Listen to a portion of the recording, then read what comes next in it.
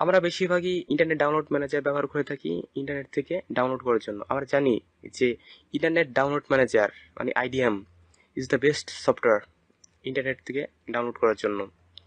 আমরা ইন্টারনেট থেকে অনেক কিছু ডাউনলোড করে থাকি, ভিডিও, অডিও অথবা সফটওয়্যার। এই জন্য আমাদের best software IDM download manager. কিন্তু আমরা এগুলা রেজিস্ট্রেশন ছাড়া ব্যবহার করতে পারি না। আর রেজিস্ট্রেশন করার জন্য আমাদের ডলার খরচ করতে হয়। কিন্তু আমরা আজকে দেখাবো যে কীভাবে ডলার খরচ করা ছাড়াই কীভাবে পার্মানেন্টলিভাবে রেজিস্ট্রেশন করা যায়। আমরা অনেকবার রেজিস্ট্রেশন করছি, কিন্তু প্রতিবার কম্পিউটার অন করার সাথে সাথে নতুন করে রেজিস্ট্রেশন কি অথবা লাইসেন্স কি দিয়ে তারপর প্রতিবার অন করতে হয়, অ্যাক্টিভ করতে হয়। আজকে এই সমস্যার সমাধান করব। সো শুরু করা যাক। আমাদের ভিডিও ডেসক্রিপশনে লিঙ্ক দেওয়া থাকবে, তাই ওইখান থেকে আপনারা এই সফটওয়্যারগুলো ডাউনলোড করে নেবেন। প্রথমটা হলো আইডিএম ডাউনলোড ম্যানেজার, আর দুইটা হলো প্যাচ ফাইল।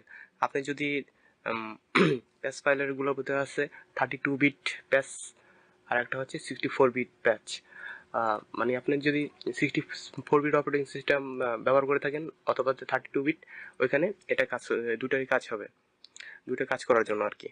ঠিক আছে, সো প্রথমে আমরা ইন্টারনেট ডাউনলোড ম্যানেজারটাই ইনস্টল করি। Run as administrator, next, accept, next, okay, next. কিছু সময় ওয়েট করতে হবে। হয়ে গেছে। জাস্ট সিম্পল একটা সফটওয়্যার, কিন্তু অনেক পাওয়ারফুল। এখানে ফিনিশ করতে হবে। ফিনিশ করার পর জাস্ট রিফ্রেশ। তারপর দেখুন এখানে ইন্টারনেট ডাউনলোড ম্যানেজার, এখানে বলতেছে যে রেজিস্ট্রেশন করার জন্য। এখানে দেখুন, ভালো মতন দেখুন যে এখানে বলতেছে রেজিস্ট্রেশন করার জন্য। ঠিক আছে, রেজিস্ট্রেশন করার জন্য বলতেছে, কিন্তু আমরা তো এখানে রেজিস্ট্রেশন করব না, আমরা সরাসরি এটা ক্র্যাক করব। ক্র্যাক করার জন্য ভিডিও ডেসক্রিপশনে দেওয়া লিঙ্ক থেকে সফটওয়্যারগুলো ডাউনলোড করার পর ইনস্টল করার পর তারপর এখানে আপনার যদি 64 বিট অপারেটিং সিস্টেম থাকে তাহলে 64 বিট, আর যদি 32 বিট থাকে তাহলে 32 বিট অপারেটিং সিস্টেম। আমার এখানে 64 বিট অপারেটিং সিস্টেম,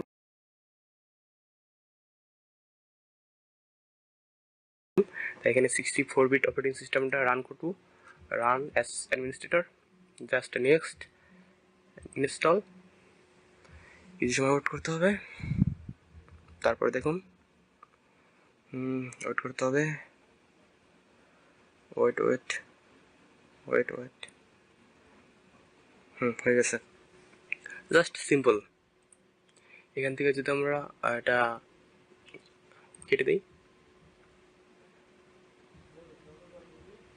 কেটে দেওয়ার পর যদি আমরা এখন কেটে দেওয়ার পর যদি এখন আমরা ইন্টারনেট ডাউনলোড ম্যানেজারটা ওপেন করি, তাহলে দেখবেন যে এখানে আর রেজিস্ট্রেশন লেখাটা নাই। এখন বলছে যে অলরেডি ক্র্যাক্ট হয়ে গেছে। সো এটা আপনাদের পার্মানেন্টলিভাবে অ্যাক্টিভ হয়ে গেছে, আপনাদের আর কোনো সমস্যা নেই।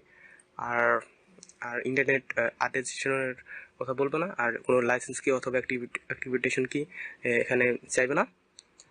সো আমাদের ভিডিওটা যদি আপনার একটু ভালো লেগে থাকে অথবা উপকার আসে, তাহলে অবশ্যই like, comment, share and subscribe করতে ভুলবেন না। Thanks for watching.